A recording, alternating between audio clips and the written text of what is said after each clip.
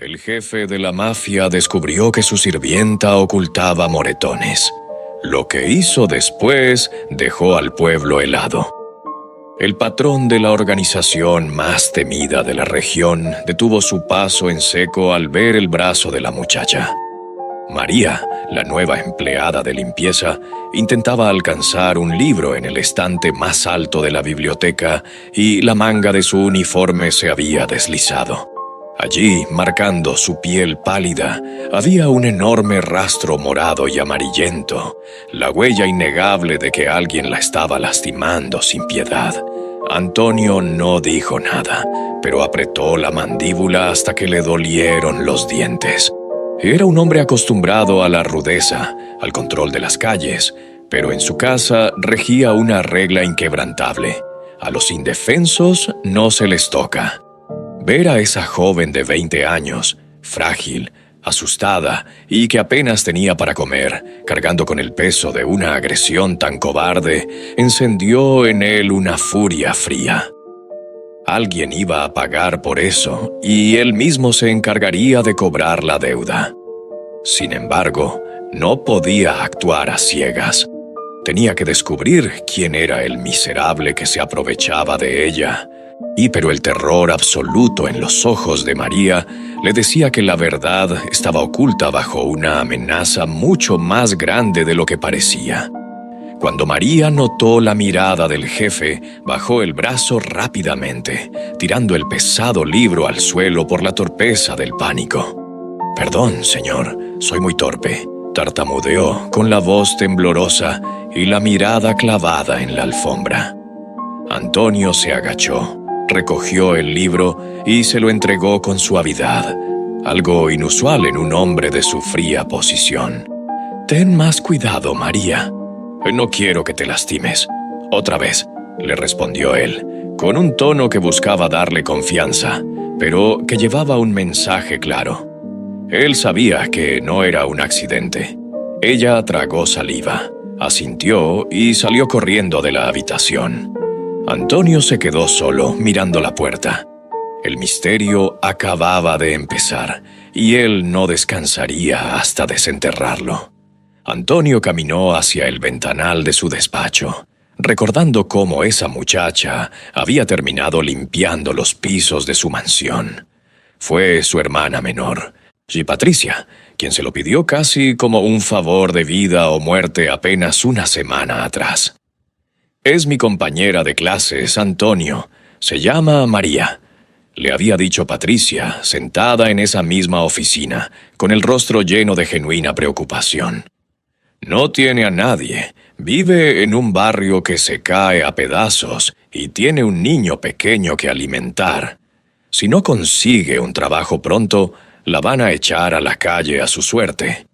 Antonio, el hombre que controlaba los negocios clandestinos de media ciudad. Y no era una casa de beneficencia. Su mundo estaba lleno de traiciones y no le gustaba meter a desconocidos en su refugio personal. «Patricia, sabes a lo que me dedico. Esta casa no es lugar para una muchacha inocente», le había respondido, intentando negarse tajantemente. Pero Patricia conocía su punto débil: la lealtad absoluta a la familia. «Precisamente por eso, aquí estará segura. Págale por limpiar, no hará preguntas, solo necesita sobrevivir». Finalmente, Antonio había cedido.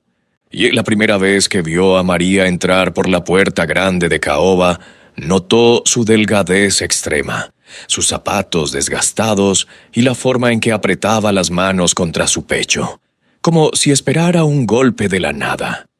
Era evidente que la vida la había tratado con una dureza implacable. Antonio pensó que dándole un empleo seguro y un buen sueldo, los problemas de la joven se resolverían de raíz. Creía que el dinero arreglaría su situación. Pero ahora, al recordar ese enorme moretón en su brazo, y se daba cuenta de que la miseria de María iba mucho más allá de la falta de dinero. Había un depredador suelto, y él lo había dejado entrar a su mundo. El sonido del trapeador contra el suelo de mármol era el único ruido en el pasillo principal. María trabajaba sin descanso, casi de forma robótica.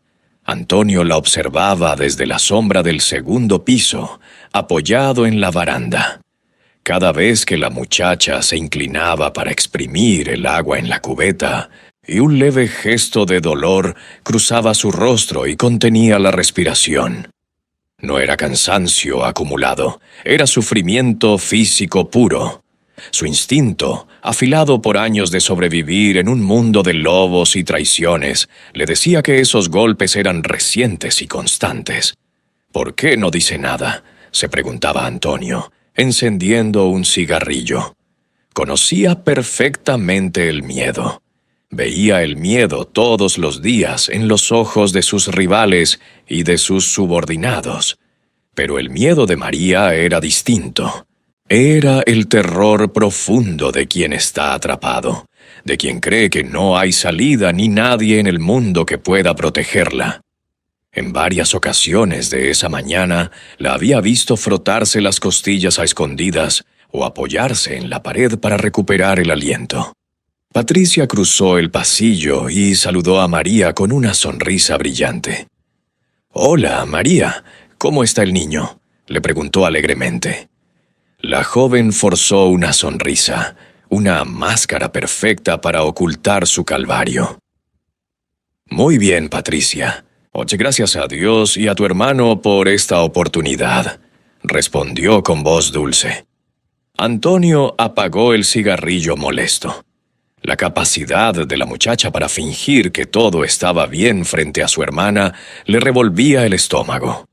No le molestaba que mintiera, le enfurecía la desesperación extrema que la obligaba a hacerlo. Alguien la tenía amenazada de la peor manera, de eso no había duda. Antonio decidió entonces que no la presionaría. Él mismo buscaría las respuestas afuera.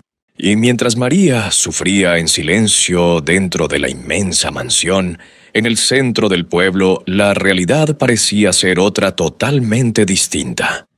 La televisión de la cocina de la casa estaba encendida, transmitiendo el noticiero local del mediodía.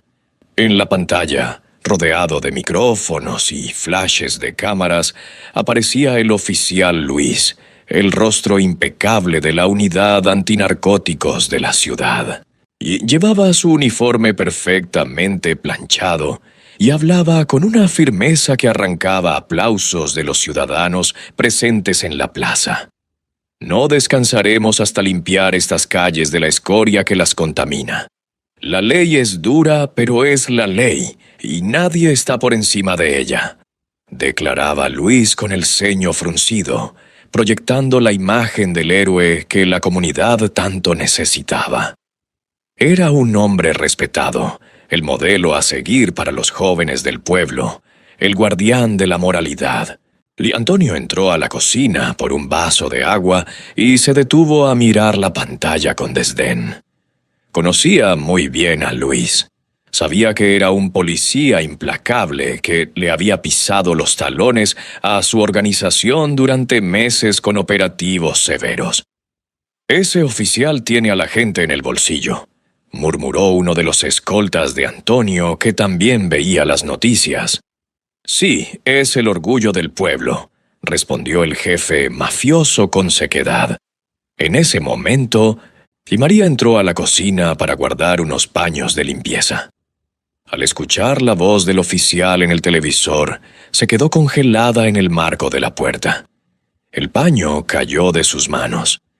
Antonio notó cómo la respiración de la muchacha se aceleraba y sus ojos se clavaban en la pantalla con una expresión de pánico absoluto. No era admiración ciudadana, era otra cosa. Pero antes de que Antonio pudiera analizarlo, ella salió huyendo. La tensión en la casa iba en un aumento silencioso y sofocante. Y esa misma tarde, Antonio organizó una pequeña cena de negocios en el comedor principal para calmar las aguas de sus operaciones. María era la encargada de servir el café al finalizar la reunión. Entró al lujoso salón con una pesada bandeja de plata, manteniendo la vista baja, como era su costumbre para pasar desapercibida. Todo iba bien hasta que uno de los invitados, al levantarse de forma brusca para despedirse, rozó accidentalmente el hombro derecho de la joven. El contacto fue leve, un simple roce, pero María soltó un quejido ahogado, agudo, como si le hubieran aplicado fuego en la piel. La bandeja se resbaló de sus manos temblorosas, chocando estrepitosamente contra la mesa y derramando el café hirviendo. En el acto de intentar sostenerla, el cuello de su blusa se desacomodó bruscamente, dejando a la vista una marca terrible. Un hematoma oscuro y verdoso que le cubría gran parte de la espalda alta. El salón quedó en un silencio sepulcral. Antonio se levantó de inmediato, ignorando el desastre en la mesa de roble, y se acercó a ella a grandes pasos. «María», dijo con voz grave, fijando su vista en la terrible marca. Ella, presa de un ataque de pánico, se cubrió rápidamente y retrocedió tropezando. «Fue la escalera, señor. Me caí por la escalera de mi casa anoche. Soy una tonta, se lo juro. Perdóneme, no me despida», suplicaba a toda velocidad, con lágrimas de terror asomando en sus ojos. Temblaba como una hoja al viento, y Antonio hizo una señal con la mano para que sus invitados se retiraran. Cuando quedaron solos, la miró a los ojos. «Una escalera no deja marcas con forma de manos, María», le dijo, bajando el tono de voz. Ella negó con la cabeza frenéticamente, llorando en silencio. Estaba aterrorizada. Antonio entendió que la mentira era su único escudo. Esa noche, el despacho de Antonio estaba sumido en la penumbra, iluminado solo por la luz amarillenta de una pequeña lámpara de escritorio. Y frente a él estaba sentado el ruso, su hombre de mayor confianza, y el encargado de los trabajos de investigación y rastreo más delicados de la organización. Antonio no era un hombre de dar rodeos cuando algo le hervía en la sangre. Le sirvió un trago y fue directo al grano del asunto. «La muchacha nueva, María. Alguien le está haciendo la vida un completo infierno», sentenció Antonio, apoyando los codos sobre el escritorio con semblante duro. «Hoy le vi marcas que no se hacen tropezando. Hoy está muerta de miedo. No va a soltar una sola palabra. Cree que si habla, le irá peor». El ruso frunció el ceño. Sabía que a su jefe no le gustaban las injusticias con la gente humilde que trabajaba para ellos. «¿Qué necesita, patrón? ¿Quiere que le saquemos la verdad a ella por las buenas o por las malas?» «No. Si la presionamos va a huir y se pondrá en más peligro», respondió Antonio con voz fría y sumamente calculadora. «Quiero que la sigan en secreto. A partir de mañana, y cuando salga de esta casa, un par de hombres deben ser su sombra absoluta. Quiero saber a dónde va, con quién habla, quién entra a su casa en la noche. Averigua todo sobre su entorno. Si tiene deudas, si tiene enemigos. No quiero suposiciones vacías, quiero pruebas concretas de quién es el cobarde que le pone las manos encima». El ruso asintió, terminando su trago de un solo golpe afirmativo.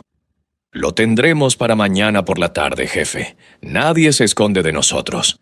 Y Antonio se quedó mirando por la ventana hacia la oscuridad. La maquinaria de su imperio se había puesto en marcha para hacer justicia. Antes de continuar con nuestra historia, me gustaría dejar un saludo muy especial a nuestros seguidores en Estados Unidos, en México, en Colombia, en Perú, España, Italia, Venezuela, Uruguay, Paraguay, República Dominicana, Puerto Rico, El Salvador, Ecuador, Bolivia, Chile, Argentina, Costa Rica, Cuba, Canadá, Francia, Panamá, Australia, Guatemala, y Nicaragua y Honduras. ¿Desde qué parte del mundo nos escuchas? Comenta para saludarte. Bendiciones para todos. Continuando con la historia. Lejos del lujo, el mármol y la seguridad de la mansión, María bajaba del autobús en las afueras desoladas del pueblo. Su barrio era un laberinto de calles de tierra, casas a medio construir y una oscuridad constante que invitaba al peligro. Caminaba rápido, apretando su viejo bolso contra el pecho, mirando por encima del hombro a cada momento. Y la paranoia se había convertido en su estado natural de supervivencia. Sus pasos apresurados la llevaron hasta una vivienda minúscula, con techo de zinc oxidado y paredes gravemente agrietadas. Al abrir la puerta chirriante, una pequeña voz la recibió en medio de la penumbra. «¡Mami!», gritó su hijo de 3 años, corriendo a abrazar sus piernas con desesperación. María soltó el bolso y se agachó para recibirlo, pero el dolor en las costillas rotas la obligó a ahogar un grito de agonía, y fingió una sonrisa inmensa, aguantando las lágrimas saladas, y besó la frente del niño. «Hola, mi amor hermoso. ¿Te portaste bien con la vecina que te cuidó?». La casa por dentro era la viva imagen de la precariedad extrema. Apenas había una cama vieja con resortes salidos, una pequeña estufa eléctrica y un refrigerador vacío que hacía un ruido constante. María preparó un poco de sopa de fideos aguada, lo único que tenían para cenar esa noche, mientras el niño comía con hambre, y ella fue al minúsculo baño y se miró en el espejo roto. Se desabrochó la blusa lentamente. Su torso era un mapa crudo del dolor. Agresiones recientes sobre cicatrices antiguas. Suspiró profundamente, sintiendo cómo el peso de la injusticia la aplastaba sin piedad. No podía renunciar. Necesitaba alimentar a su hijo. Apagó la luz del baño y lloró en silencio, ignorando que afuera, ocultos en la oscuridad, los hombres de Antonio vigilaban su precaria puerta. Al día siguiente, y justo después del almuerzo, el ruso entró al despacho de Antonio con una carpeta marrón bajo el brazo. Su rostro, curtido por años en la calle, reflejaba una mezcla inusual de sorpresa y alta tensión. Antonio dejó a un lado sus cuentas de la organización y le hizo una señal brusca para que hablara de inmediato sin preámbulos. «Patrón, los muchachos vigilaron la casa toda la maldita noche. Nadie entró ni salió», comenzó diciendo el ruso, abriendo la carpeta sobre el escritorio. «Sí, pero empezamos a indagar en el barrio con mucho cuidado. La gente habla poco, tienen un miedo tremendo. Pero logramos sacar información clave sobre el pasado de la muchacha, específicamente sobre el padre de su hijo pequeño». Antonio se enderezó en su silla de cuero. Sus ojos brillaron con intensidad. «¿Un exnovio? Ese es el perfil clásico de los cobardes.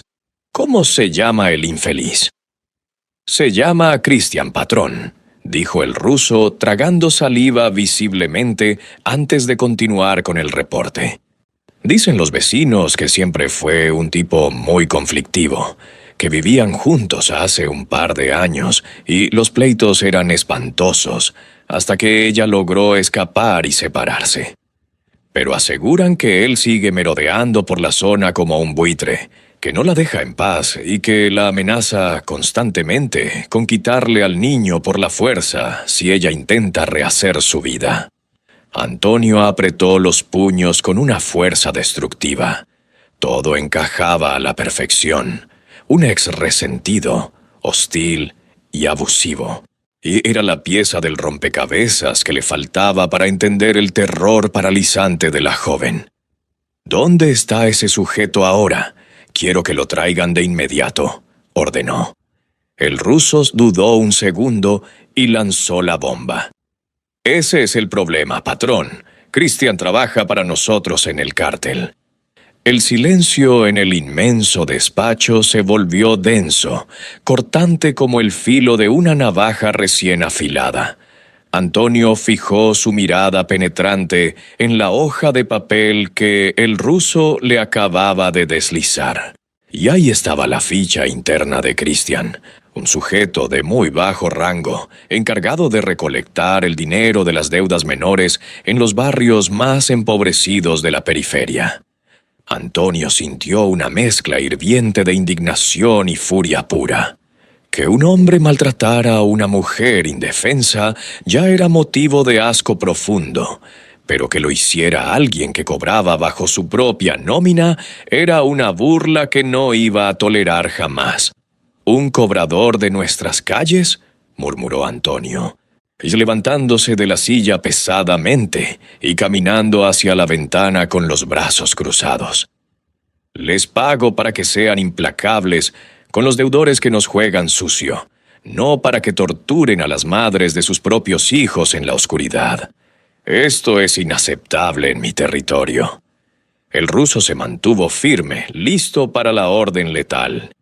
Podemos desaparecer a ese sujeto esta misma noche, jefe. Nadie, ni la policía, preguntará por un tipo como él.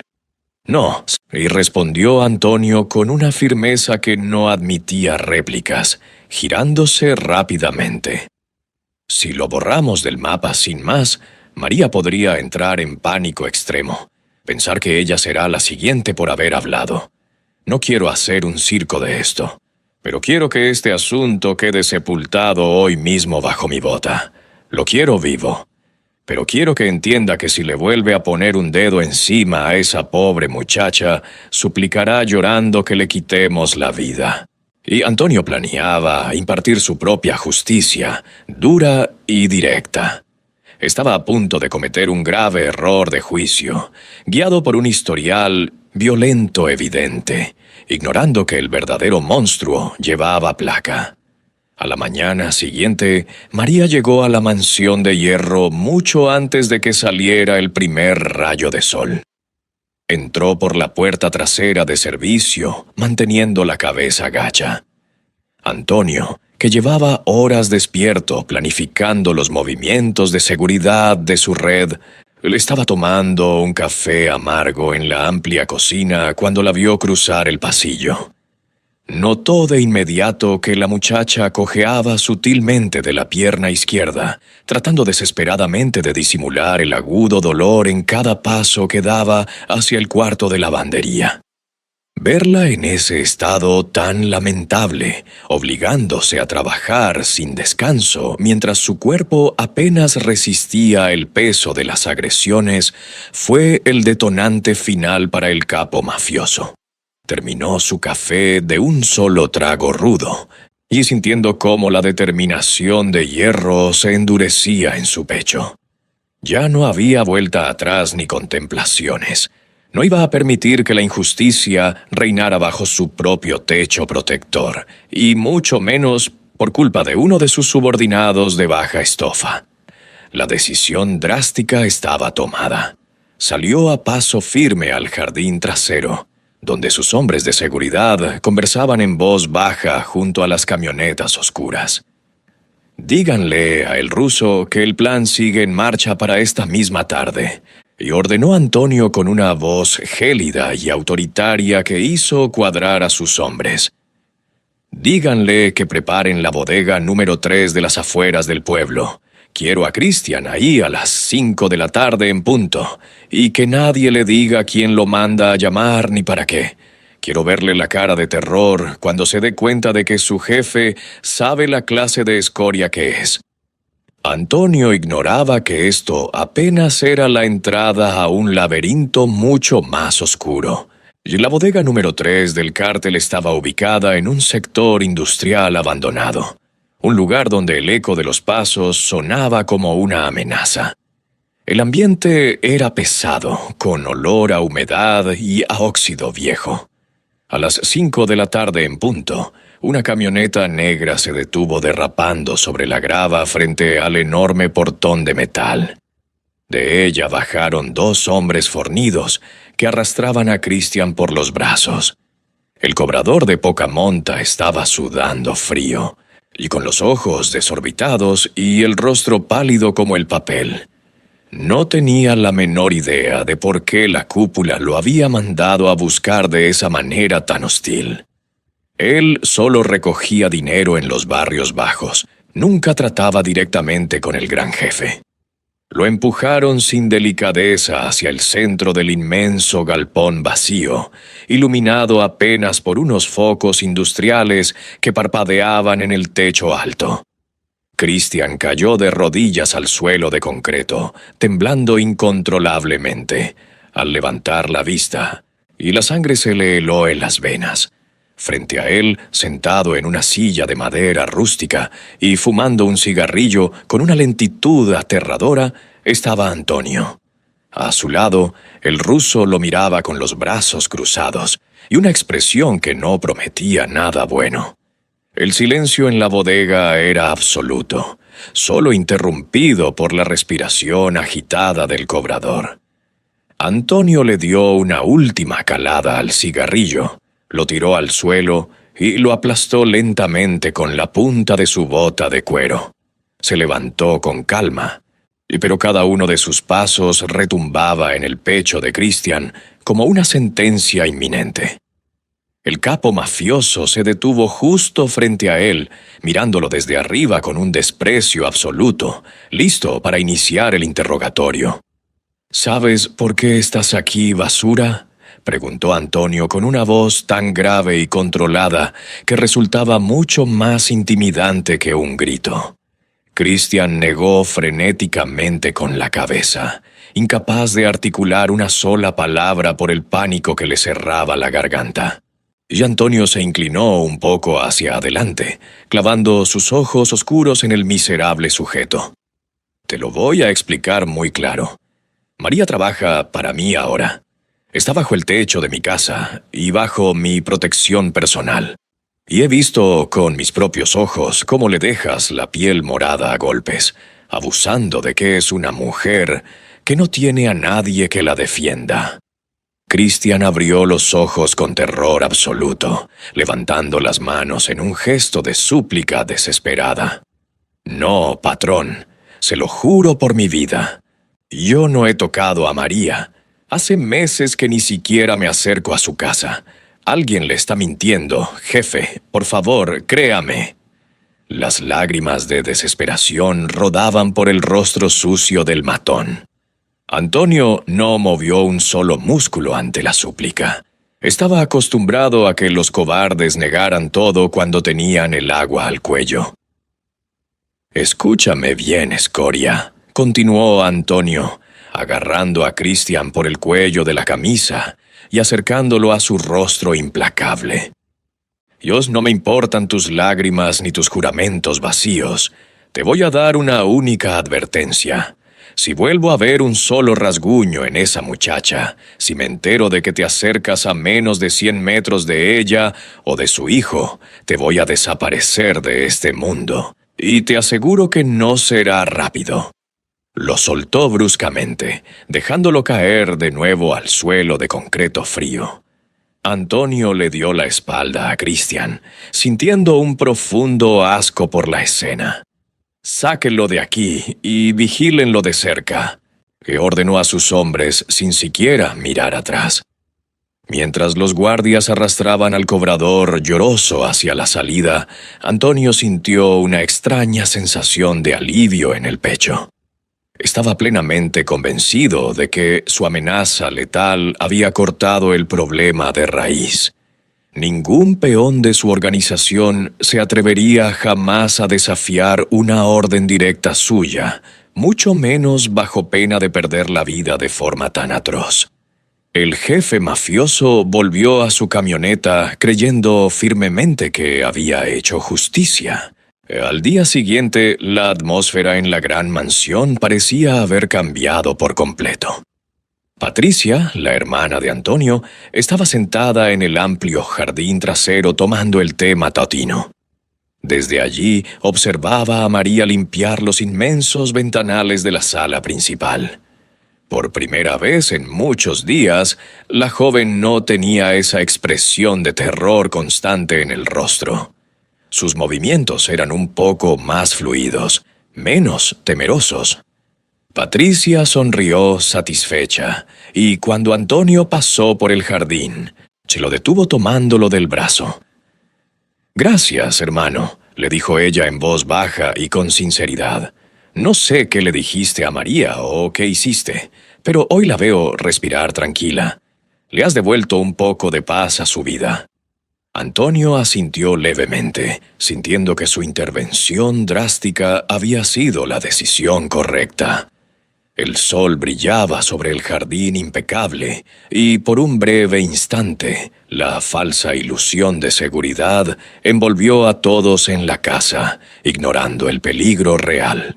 Y mientras Antonio creía tener todo bajo control en su hogar, en las calles el negocio sufría un revés implacable que añadiría peso al verdadero antagonista de esta historia.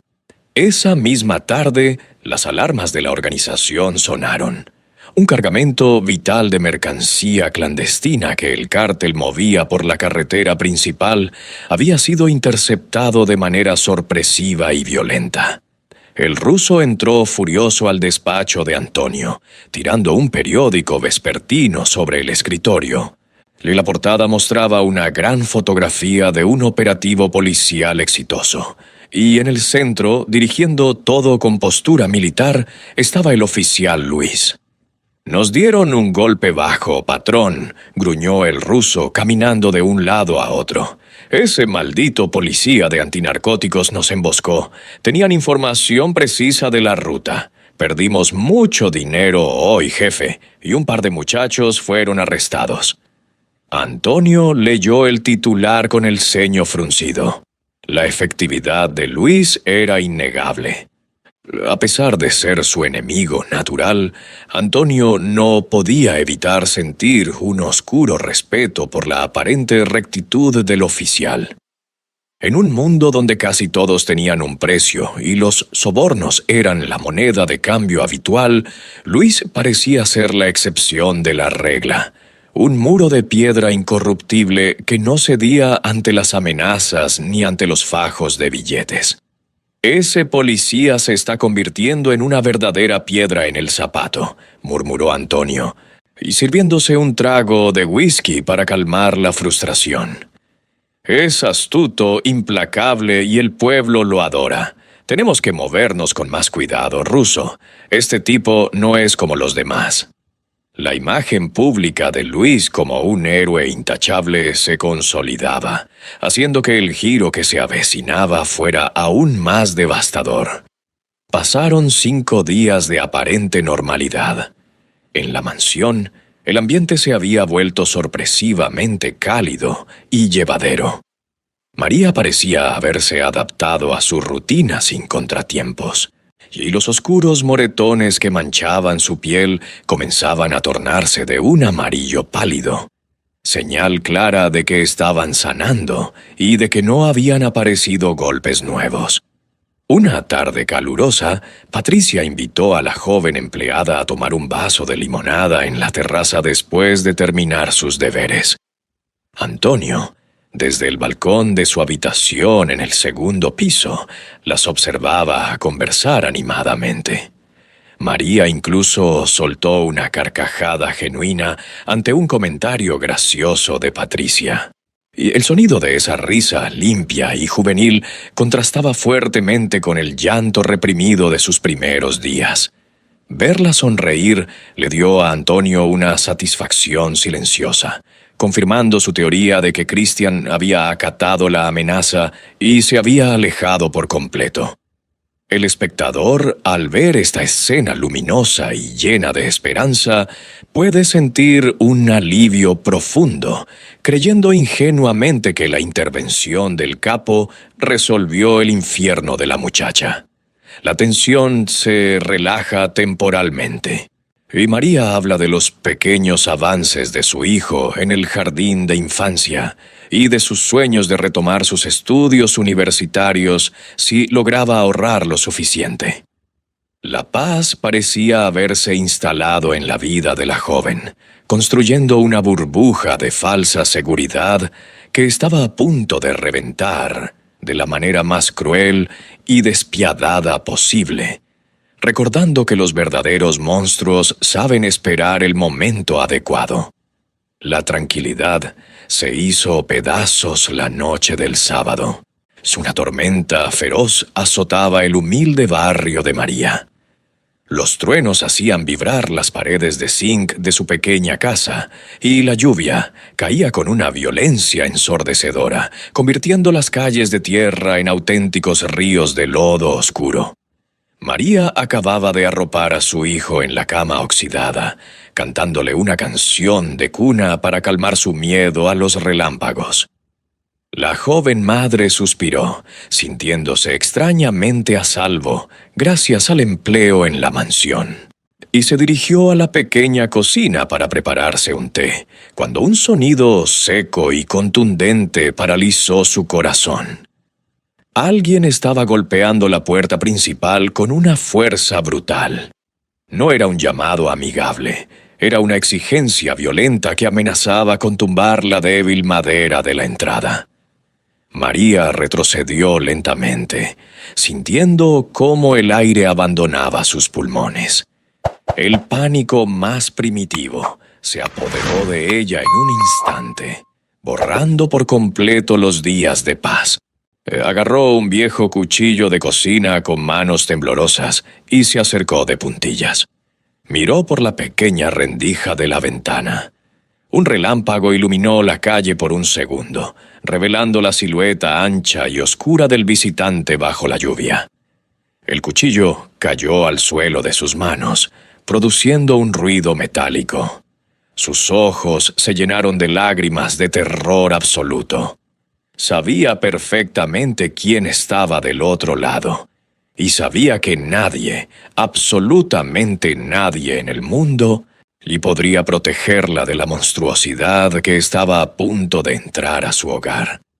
A la mañana siguiente, el sol brillaba alto sobre la imponente mansión, pero el clima dentro de la casa era gélido. Eran las 9 de la mañana, y María no había llegado a trabajar. Era su primer incumplimiento desde que Patricia la llevó, y la muchacha era conocida por su puntualidad obsesiva. Patricia caminaba nerviosa por la cocina, marcando una y otra vez el número del teléfono viejo de María, pero solo obtenía el tono de voz de la operadora. «No es normal en ella, Antonio. Algo tuvo que haber pasado», le decía a su hermano con evidente angustia. Antonio, sentado en la cabecera del gran comedor, dejó su taza de café con una lentitud amenazante. Su mandíbula se tensó hasta dolerle. El instinto que lo había mantenido vivo en el bajo mundo le gritaba que algo estaba terriblemente mal. «El ruso», llamó en voz alta, y su mano derecha apareció de inmediato en el umbral. «Y manda a 2 hombres a la casa de la muchacha ahora mismo, que revisen cada rincón de ese barrio de mala muerte. Quiero saber si está bien, si está su hijo, y si alguien vio rondar a Christian por la zona anoche». El capo estaba furioso. La simple idea de que el cobrador hubiera desafiado su amenaza de muerte directa era una ofensa intolerable que requería un castigo ejemplar. Mientras esperaba noticias, Antonio caminaba como un león enjaulado por su despacho, y prometiéndose a sí mismo que si Christian había vuelto a lastimarla, no habría escondite en la tierra que lo salvara de su furia. Alrededor de las 11 de la mañana, la pesada puerta trasera de la mansión se abrió lentamente. Antonio y Patricia acudieron de inmediato al pasillo.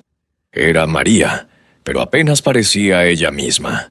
Caminaba arrastrando los pies, encorvada, como si cada movimiento fuera una tortura insoportable. Al verla de cerca, Patricia ahogó un grito llevándose las manos a la boca, y la joven había intentado cubrirse el rostro con capas gruesas de un maquillaje barato, pero el esfuerzo era inútil ante la brutalidad del daño. Tenía el labio inferior partido e inflamado, y el pómulo derecho tan hinchado que apenas podía abrir el ojo, teñido de un morado oscuro y brillante. María no se atrevió a levantar la mirada. «Perdón por la demora, señora Patricia. Tuve una caída fea en el barro por la tormenta anoche», murmuró con una voz ronca y quebrada, y un hilo de sonido que delataba un llanto prolongado. Antonio se quedó helado, observando el desastre en el rostro de la joven. Su respiración se aceleró, pero no de miedo, sino de una ira ciega e incontrolable que le quemaba las entrañas. La excusa de la caída era un insulto a la inteligencia, una mentira nacida del terror más puro. Su amenaza de muerte a Christian no había servido de absolutamente nada. El desgraciado la había castigado peor que nunca. Antonio dio media vuelta bruscamente, y con el rostro desfigurado por la rabia, y se encerró de un portazo en su despacho, dejando a Patricia atendiendo a la herida y aterrada joven. El despacho de Antonio parecía a punto de estallar por la tensión acumulada en el aire. El jefe mafioso agarró un pesado vaso de cristal y lo estrelló contra la pared con todas sus fuerzas, rompiéndolo en 1000 pedazos. El ruso, de pie junto a la puerta, no parpadeó. Sabía que cuando el patrón llegaba a ese nivel de furia, las consecuencias eran fatales y definitivas. Antonio se acercó al escritorio, apoyando las manos sobre la madera, respirando pesadamente. Su autoridad había sido burlada en su propia cara. «Reúne a los mejores hombres que tengas disponibles, ruso. Ahora mismo», ordenó Antonio con una voz gutural casi irreconocible. «Quiero que rastreen a Christian en este preciso instante. Búsquenlo debajo de las piedras, en las cantinas, en los callejones, donde sea que se esconda esa rata cobarde. Y cuando lo encuentren, no me lo traigan de vuelta. Encárguense de él de forma definitiva. Quiero que ese miserable desaparezca de este mundo hoy mismo, sin preguntas y sin piedad». Burló mi palabra y casi mata a golpes a la muchacha. El ruso asintió con un movimiento seco de cabeza, entendiendo la gravedad de la orden letal, y salió apresuradamente del despacho para coordinar a los sicarios. Y la maquinaria violenta de la organización se desplegó por toda la ciudad con un solo objetivo en la mira. La tensión llegó a su punto de ebullición. Parecía que la justicia sanguinaria de Antonio finalmente se cobraría la vida del agresor, cerrando el ciclo de dolor. 2 horas de angustiosa espera pasaron en la mansión. Antonio caminaba de un lado a otro en su despacho, esperando la llamada de confirmación del ruso. El teléfono celular en el escritorio vibró por fin, y Antonio lo tomó rápidamente. «¿Ya está hecho?», preguntó con sequedad. Hubo un silencio pesado al otro lado de la línea antes de que el ruso hablara, y su tono denotaba una profunda confusión. «Patrón, tenemos un problema grave. Interceptamos a Christian saliendo de una bodega en el pueblo vecino. Estábamos a punto de ejecutar la orden, pero no fue él». «¿Qué estupidez me estás diciendo?», rugió Antonio, apretando el teléfono. «Te di una orden clara». «Jefe, escúcheme bien», insistió el ruso con urgencia. «Christian no estuvo en el pueblo anoche. Hace 3 días que el contador del cártel lo mandó a la capital a resolver un problema de recolección de fondos con las cuentas grandes. El tipo tiene pruebas, pasajes de autobús sellados y testigos de nuestra propia gente allá. Acaba de llegar hace 1 hora en la terminal del pueblo vecino. Es físicamente imposible que él golpeara a la muchacha anoche en medio de la tormenta. Tiene una coartada de hierro, avalada por nosotros mismos». Antonio se quedó paralizado, sintiendo un escalofrío helado recorrerle la espalda. Canceló la orden de inmediato y colgó el teléfono lentamente. El matón era inocente. Su amenaza no había fallado, simplemente se la había hecho a la persona equivocada. El capo miró hacia la puerta de su despacho, comprendiendo con horror que el verdadero monstruo seguía oculto en las sombras, intacto, y que María protegía a alguien mucho más peligroso de lo que él jamás imaginó. Y Antonio se encontraba sumido en una profunda confusión. Si el matón de su cártel tenía una coartada perfecta, respaldada por sus propios contadores, significaba que todo su equipo de inteligencia había fallado miserablemente. El verdadero agresor de la muchacha seguía libre, respirando y, lo que era peor, lastimándola en la absoluta impunidad. El jefe mafioso, un hombre que no toleraba el fracaso, decidió cambiar de táctica de inmediato. Ya no enviaría a sus hombres a vigilar, y no podía confiar en rumores de vecinos asustados, ni en reportes de segunda mano. Esa misma noche tomó las llaves de su camioneta blindada más discreta, se puso una chaqueta oscura y salió de la mansión sin avisarle a nadie, ni siquiera a su mano derecha. Condujo en silencio por las calles solitarias hasta llegar al barrio empobrecido de María. Estacionó el vehículo pesado en un callejón oscuro, a unos 50 metros de la frágil casa de zinc. Apagó el motor y bajó las luces. Desde allí, tenía una vista perfecta de la puerta principal. El silencio de la madrugada era denso, interrumpido solo por el ladrido lejano de los perros callejeros. Antonio encendió un cigarrillo, manteniendo la brasa oculta, dispuesto a esperar las horas que fueran necesarias. Sus ojos, acostumbrados a vigilar cargamentos y detectar traiciones en la oscuridad, no se apartaron de la vivienda. Y quería ver con sus propios ojos qué clase de cobarde se atrevía a cruzar esa puerta para maltratar a una mujer indefensa. La paciencia era su mayor virtud, y esta vez la usaría para desenmascarar al monstruo. Faltaban pocos minutos para las 2 de la madrugada cuando el sonido de un motor potente rompió el silencio del barrio. Antonio se inclinó hacia adelante en su asiento, agudizando la vista. Un vehículo todoterreno de color oscuro se detuvo justo frente a la precaria casa de María. Y no era el auto desvencijado de un pandillero cualquiera. Las placas y las luces de emergencia apagadas en el techo lo delataban de inmediato. Era una patrulla encubierta de las fuerzas especiales. La respiración de Antonio se detuvo por un segundo. La puerta del conductor se abrió lentamente y de ella descendió una figura alta, vestida de civil, pero con la inconfundible postura militar de alguien que ejerce el poder absoluto. Al pasar bajo la única farola encendida de la calle, el rostro del hombre quedó iluminado. Era Luis, el oficial intachable de la unidad antinarcóticos, el mismo hombre que lideraba los operativos contra el cártel de Antonio. El mafioso observó, completamente atónito, cómo el policía golpeaba la puerta de madera con una autoridad silenciosa. Segundos después, la puerta se abrió un poco. María apareció en el umbral, vestida con un camisón viejo, encogida de hombros y temblando de pies a cabeza. No hubo gritos, ni forcejeos, y solo una sumisión absoluta y aterrorizada.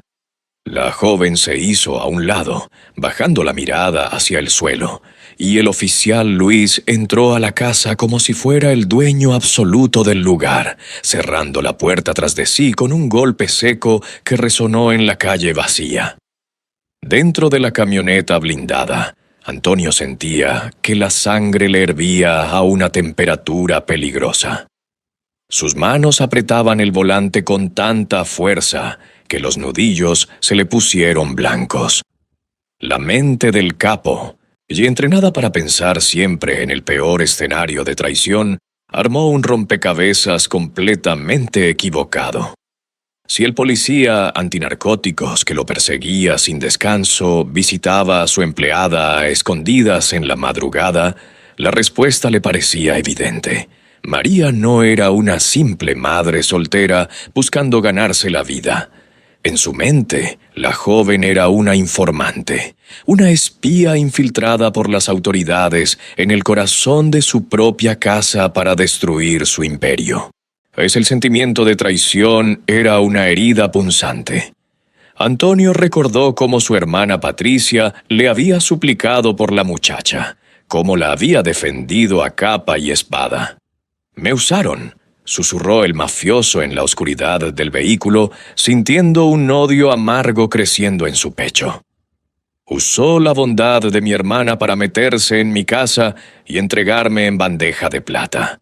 El pensamiento de que los golpes de María pudieran ser un simple teatro para ganar empatía o el resultado de un interrogatorio policial encendió en él una furia despiadada.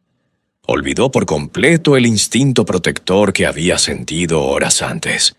Ahora, María era el enemigo. Encendió el motor de la camioneta y arrancó a toda velocidad, dejando atrás el barrio de tierra con un único pensamiento en mente.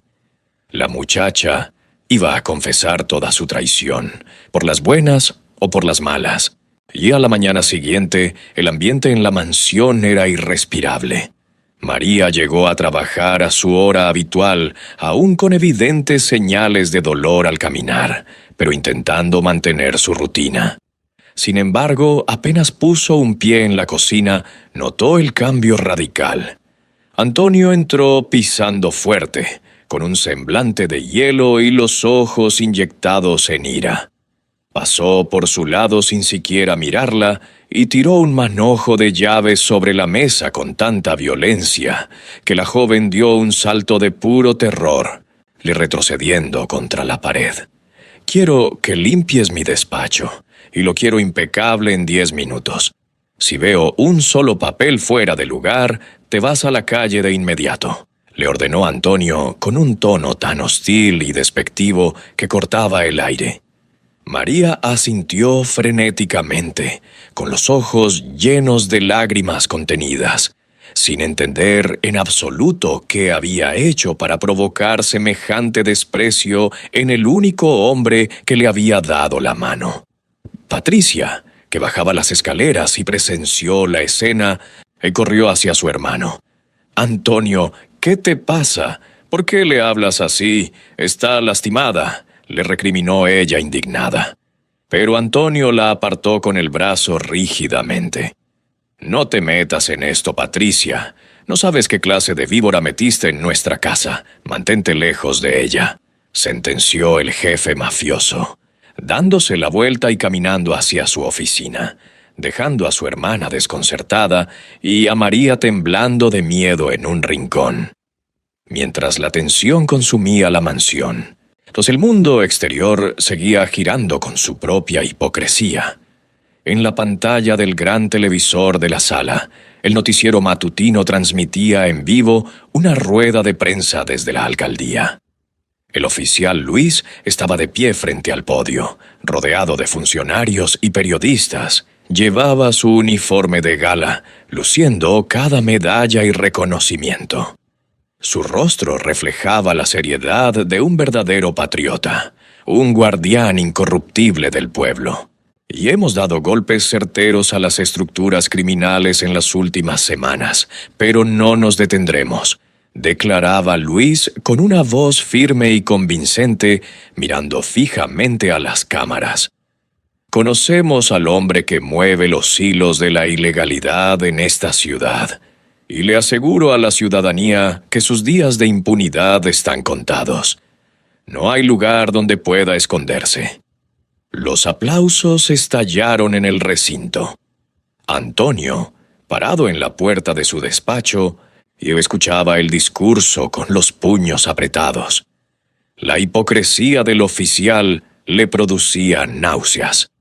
Un hombre que se ganaba el respeto de todo el pueblo en la televisión, mientras en la madrugada se arrastraba por las calles de tierra para abusar de su poder.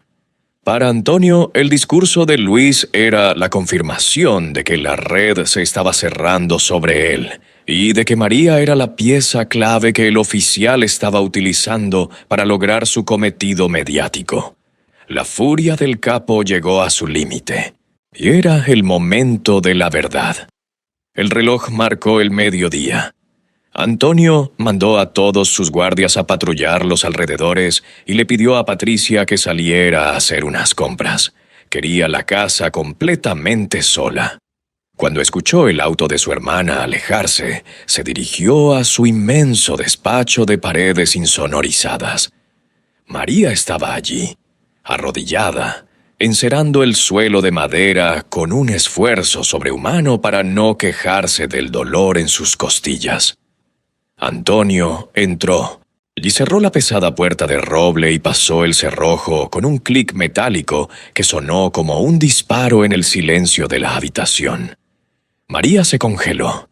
Levantó la vista lentamente y vio la expresión letal en el rostro del jefe mafioso. «Levántate y siéntate en esa silla», ordenó él, señalando el asiento frente a su escritorio. Ella obedeció temblando, dejando el trapo en el suelo. Antonio caminó hacia ella, apoyando las manos en los reposabrazos, acorralándola. «Se acabó el teatro, María. No, ya sé quién eres y para quién trabajas», siseó Antonio con una frialdad aterradora.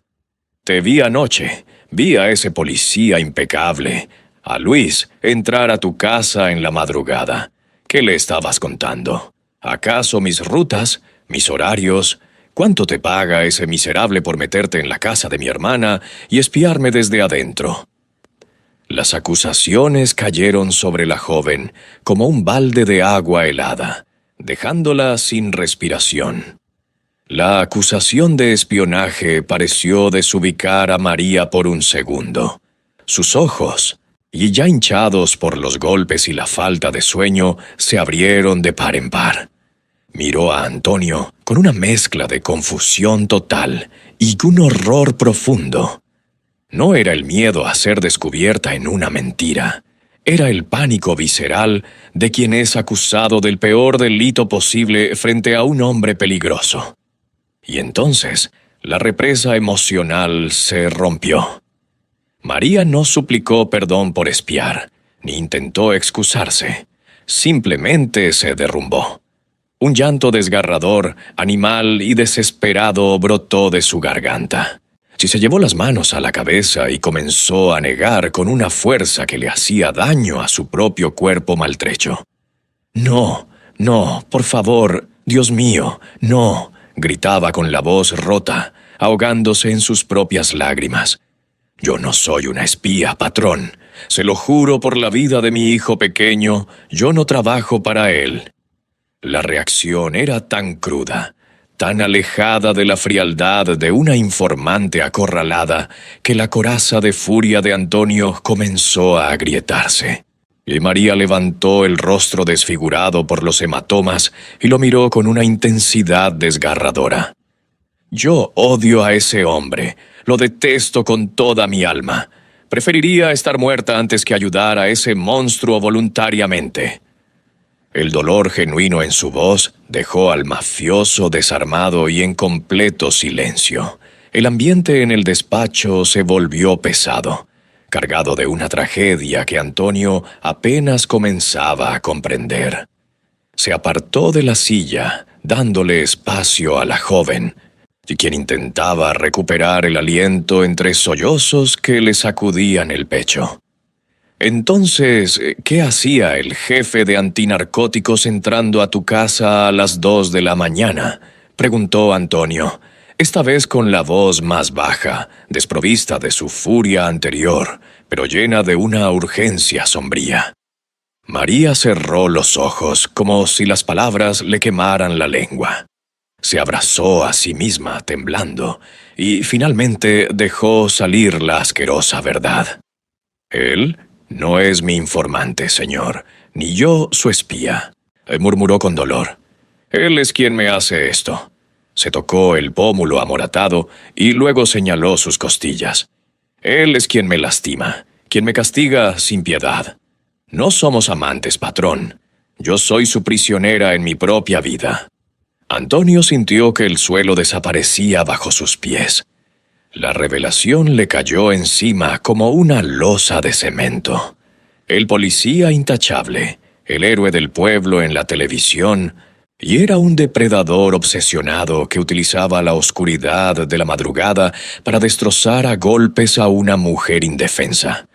Se encaprichó conmigo hace meses durante una requisa en el barrio. Continuó María llorando. No acepta un no. Si intento huir, si intento cerrar la puerta, simplemente descarga su furia contra mí, y nadie puede detenerlo. La mente de Antonio intentaba procesar la monstruosidad de la situación. ¿Por qué no hablaste?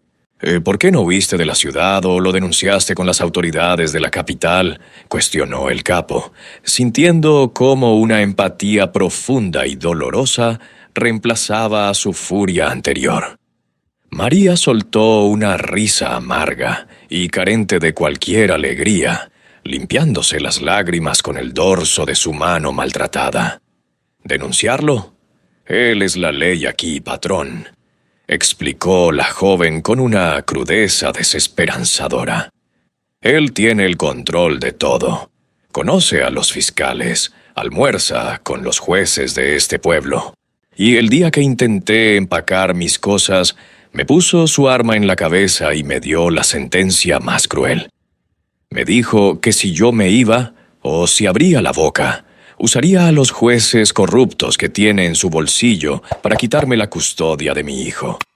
Me acusaría de negligencia, usaría mi extrema pobreza como excusa y metería a mi niño en un orfanato del estado donde yo jamás volvería a verlo en la vida. La voz de María se quebró en un último susurro ahogado. No tengo dinero, no tengo poder. Hoy soy solo una sirvienta, él lo tiene todo. Aguantar sus golpes es el único precio que puedo pagar para que no me arrebaten a mi bebé. El silencio en el despacho fue absoluto, casi sagrado. Antonio observaba a la joven madre destrozada en la silla, asimilando el inmenso peso de la cruz que cargaba.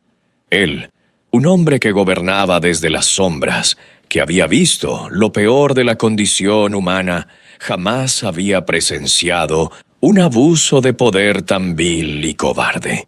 El héroe del pueblo era en realidad el peor de los demonios, escudándose detrás de una placa de la ley para torturar a la persona más vulnerable de la ciudad. La dureza del líder mafioso se desvaneció por completo. Sin decir una sola palabra, Antonio se acercó a María. Ya no era el jefe intimidante, sino un hombre invadido por una humanidad que creía haber perdido años atrás. Se inclinó y la envolvió en un abrazo paternal, firme y protector. La joven se aferró a su chaqueta y lloró con la libertad de quien por fin ha soltado un peso insoportable. «Se acabó, María», susurró Antonio mirándola directamente a los ojos, con una determinación que helaría la sangre de cualquier enemigo. «Te prometo por mi propia vida que ese miserable no volverá a tocarte ni a ti ni a tu hijo. El sistema no lo va a castigar, pero yo sí. Voy a destruir a ese policía y voy a hacer que todo este pueblo vea el monstruo que realmente es». Esa misma tarde, la maquinaria del cártel cambió por completo su propósito. Antonio no permitió que María volviera a pisar ese barrio de tierra nunca más. Con una orden tajante, ordenó a sus hombres de mayor confianza que escoltaran a la joven y a su pequeño hijo hacia una casa de seguridad impenetrable, una fortaleza oculta en las afueras de la ciudad, rodeada de muros altos y guardias armados. Allí, por primera vez en años, María pudo dormir sin el terror de que alguien derribara su puerta en la madrugada. y mientras ella descansaba, Antonio reunió a la cúpula de su organización en la inmensa sala de la mansión.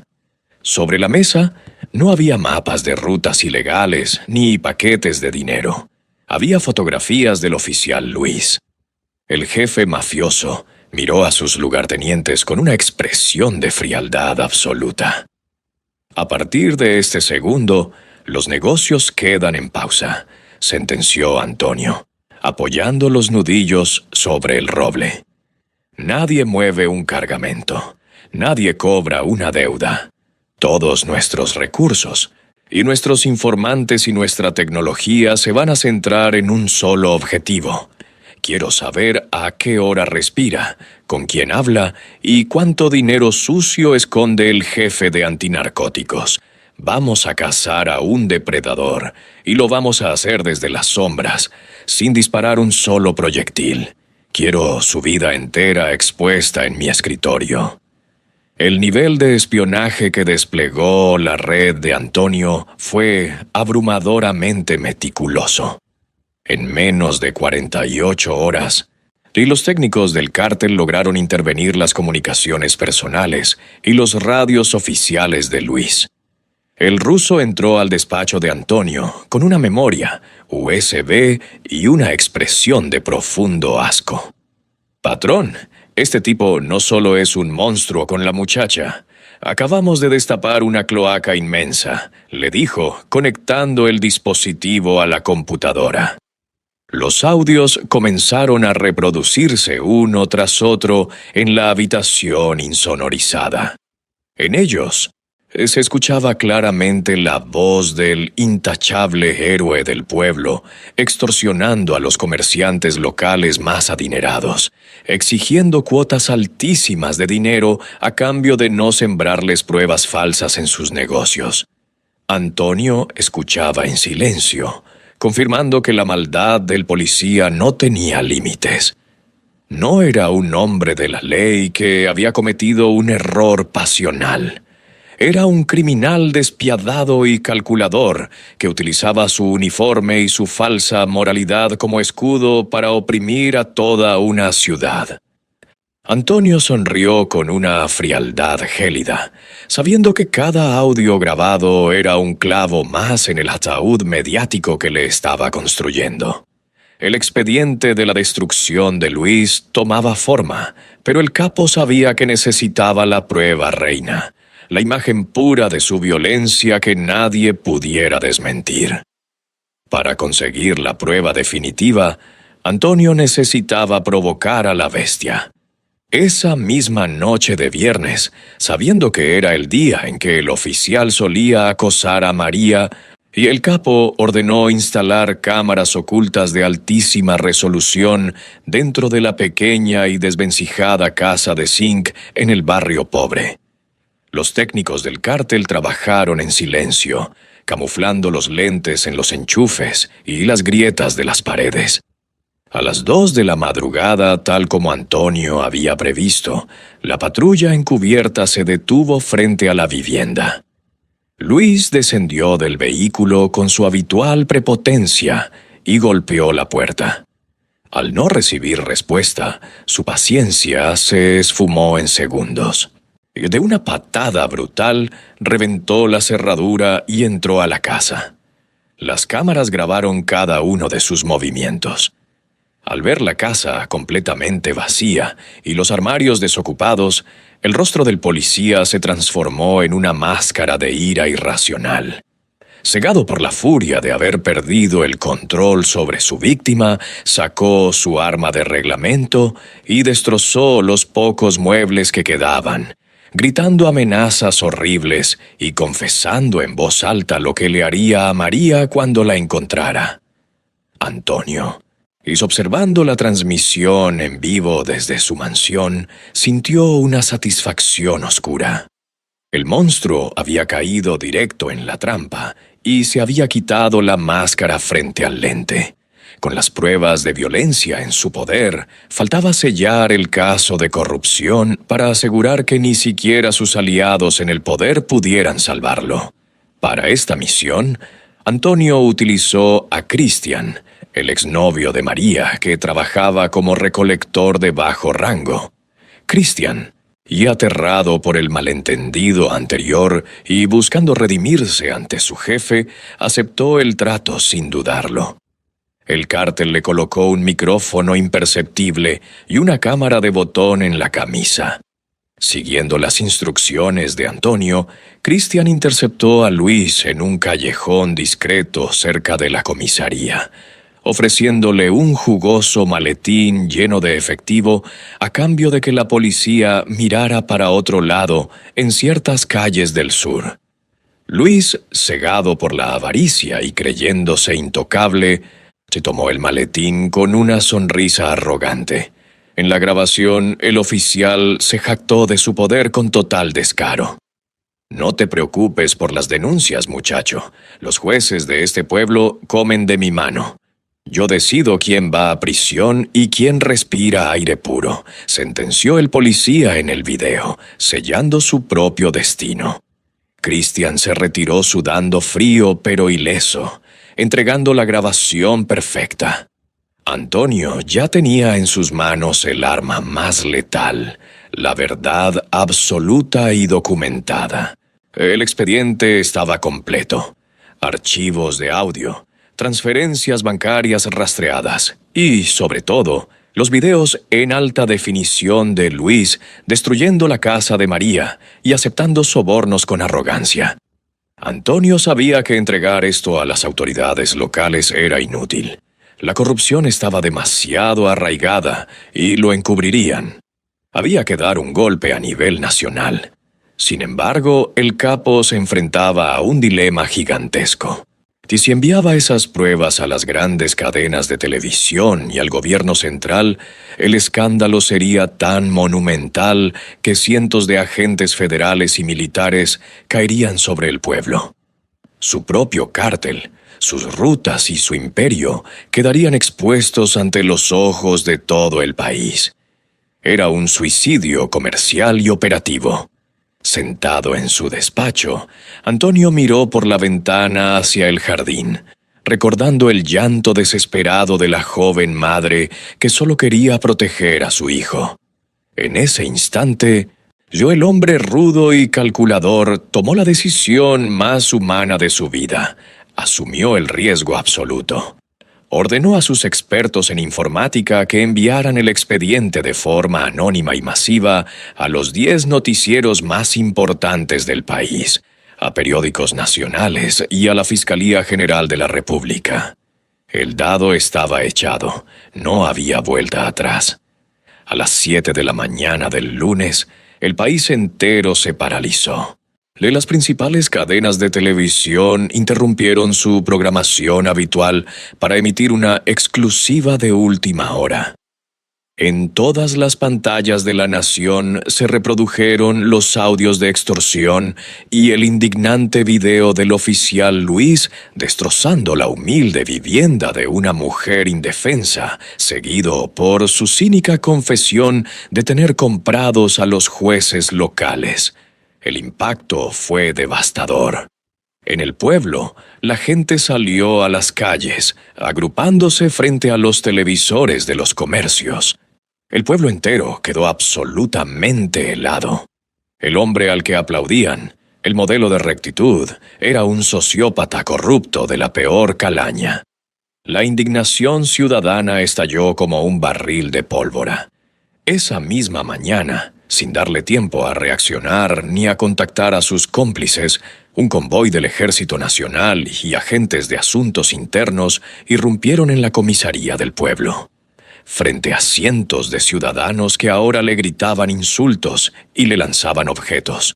El intocable policía Luis fue despojado de su uniforme, esposado y arrastrado hacia un vehículo blindado. Su imperio de mentiras y abusos se había derrumbado en menos de una hora. Antonio, observando el arresto desde la televisión de su mansión, dio un trago profundo a su café, sintiendo que la deuda por fin estaba saldada. El peso abrumador de la presión mediática y la furia de la opinión pública nacional forzaron un proceso judicial sin precedentes, rápido y contundente, el gobierno central, intentando limpiar su imagen ante semejante escándalo de corrupción, asignó el caso a un tribunal de alta jerarquía en la capital, lejos de los jueces locales que Luis afirmaba controlar. El día del juicio, el ambiente era asfixiante. Luis, despojado de su arrogancia y luciendo un uniforme de recluso, intentó mentir alegando que los videos eran un montaje de los cárteles para destruirlo, pero los peritos federales confirmaron la autenticidad de cada segundo de grabación. El momento más impactante del proceso llegó cuando María entró a la sala del tribunal. Ya no era la muchacha aterrorizada que temblaba en los pasillos de la mansión. Caminaba con la cabeza en alto, fuertemente escoltada por hombres de traje oscuro enviados por Antonio para protegerla desde las sombras.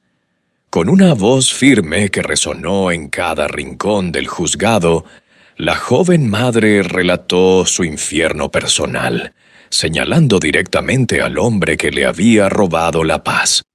Las pruebas visuales de sus lesiones pasadas, documentadas ahora por médicos legistas, terminaron de hundir cualquier esperanza de defensa para el oficial corrupto.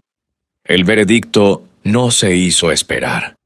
Ante la contundencia irrefutable de los videos, los audios y el valiente testimonio de María, el juez principal del Tribunal Nacional dictó la sentencia. Luis fue declarado culpable de extorsión agravada, abuso de autoridad, vínculos con la corrupción judicial y violencia extrema continuada. La condena fue el castigo máximo permitido por las leyes del país. Décadas enteras en una prisión de máxima seguridad, aislado de cualquier privilegio y rodeado de los mismos criminales que él alguna vez mandó a encerrar.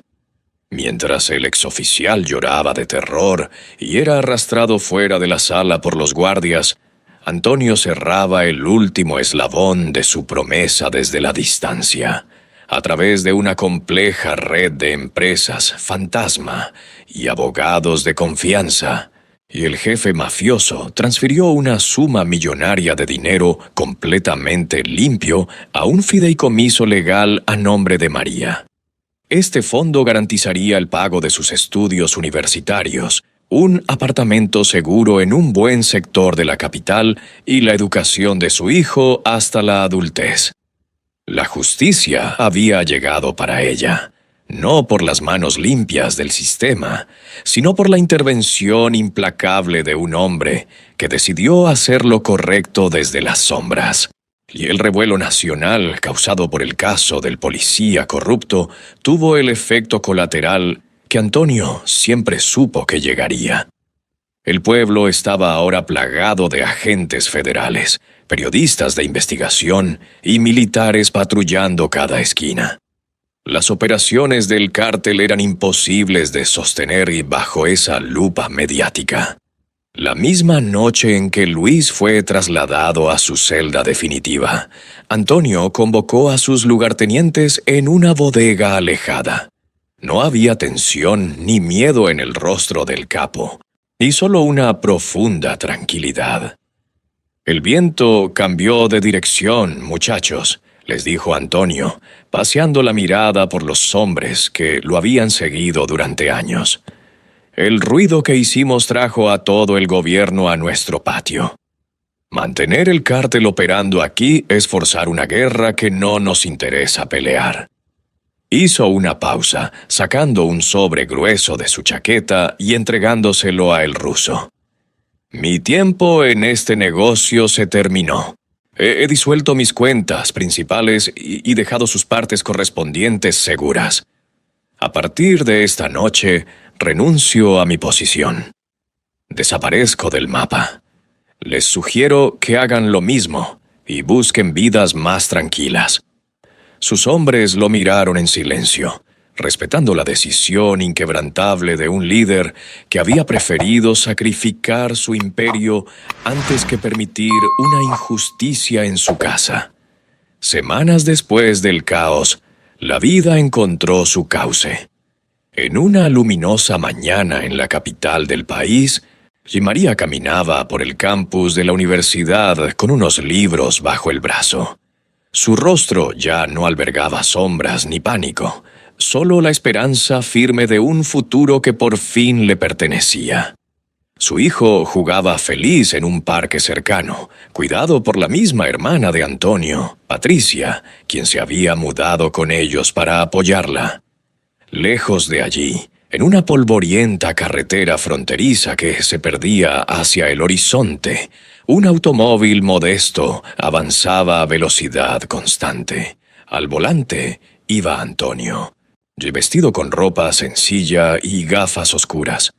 A su lado, en el asiento del copiloto, solo había una pequeña maleta y el silencio pacífico de la ruta abierta.